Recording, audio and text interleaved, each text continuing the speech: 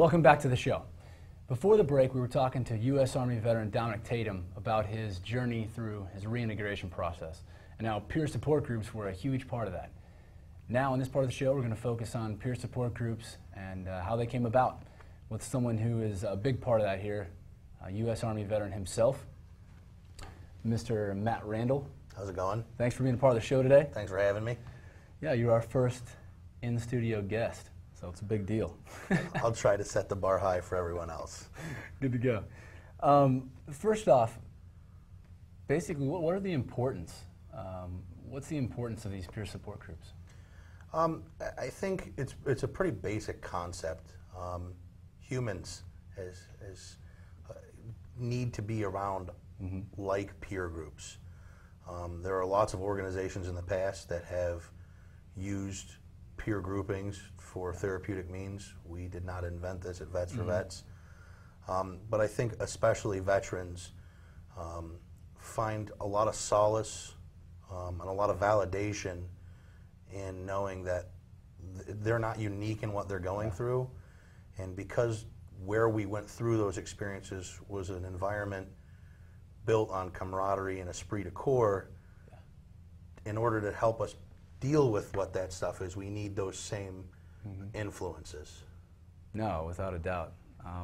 Now, when you do these retreats, it's usually, or when you do these peer groups, it's usually a retreat atmosphere. Can you talk about the value of that retreat atmosphere and what that brings? Sure. Well, we utilize the retreats as a way to jumpstart local groups. Okay. The idea that the veterans that come to our retreats will then go back to their locale and use those methods and the listening turns to help other veterans in their area.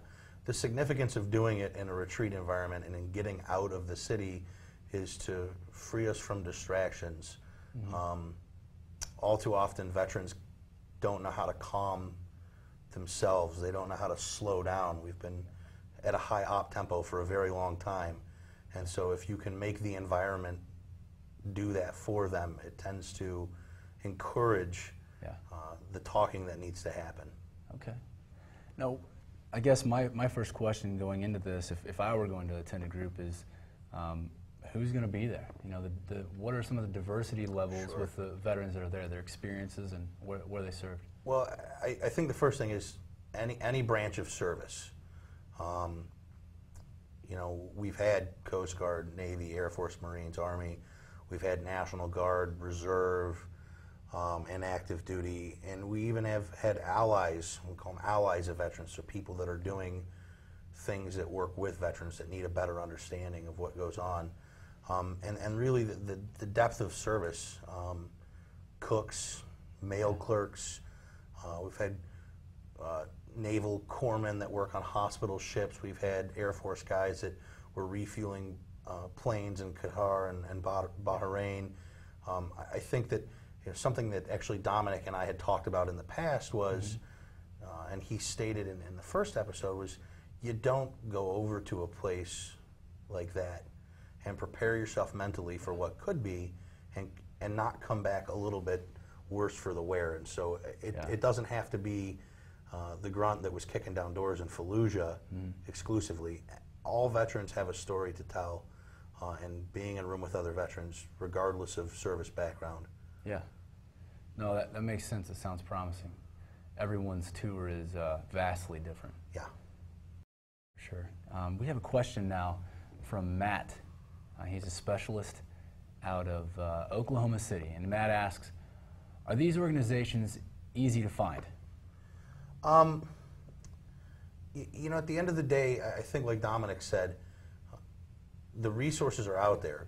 You know, if you Google veterans or veteran support groups, you're going to get a lot of answers. I mean, I think that, you know, like the In Their Boots page has a resource tab. Yeah. I think more and more we're seeing what was onesies and twosies grassroots organizations coming together with things like the Coalition for Iraq and Afghanistan Veterans to pool their resources, because they realize that veterans have pretty specific methods of finding things. So to answer the question, they're out there. The best bet, I know for me personally, when I came home, the internet was the tool that I used.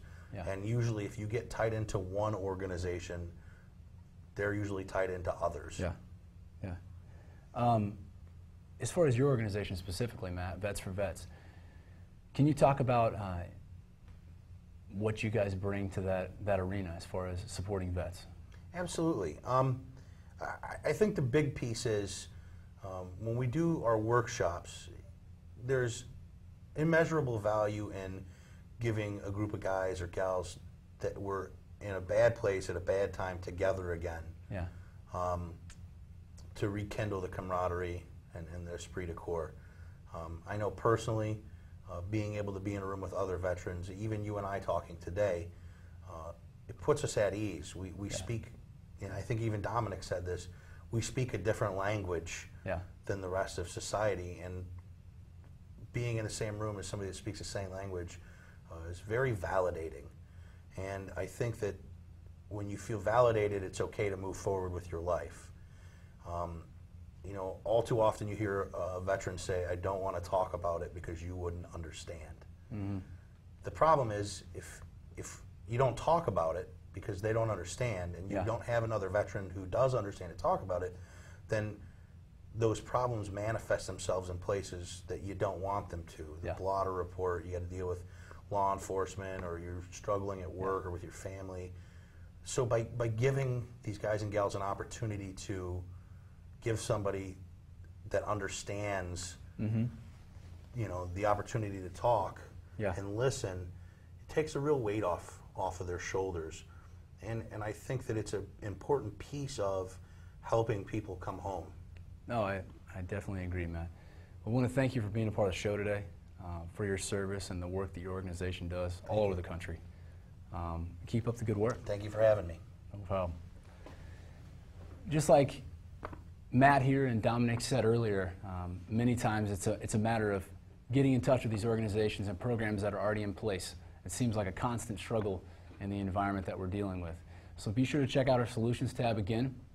And while you're on the website, sign up for our updates, which will allow you to receive content on a weekly basis of shows that are up and coming on In Their Boots. Beyond that, we want to show you a clip from next week, which details the story of a Navy lieutenant and his family as he prepares to head off for another tour in Iraq. Here's the story, Departure.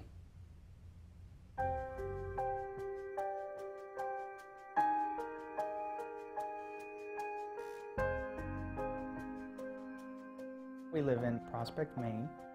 Gary and I met in college. We were both midshipmen at the University of Maine. Here we are. We got married right after I graduated from college. My first deployment, actually, it didn't start out as OIF. It was only supposed to be a 5-month deployment. I wasn't home while my firstborn was born, my daughter Olivia, and she's 5 years old, and I missed her birth by a little over 2 weeks. I mean, thinking about him going to Iraq and trying not to think about 406 days, I mean, that's pretty unfathomable. And I've tried to spend as much quality time with my family as possible. And, you know, I tell myself that I need to do it, but I try not to think about why. 406 days is going to be okay for me. The hard part is for Olivia and Cole, and you think about how much he's going to miss. You know, Cole's first birthday, Olivia's first day of kindergarten, Christmas, that's the stuff where you're just like, you know, that can be very emotional.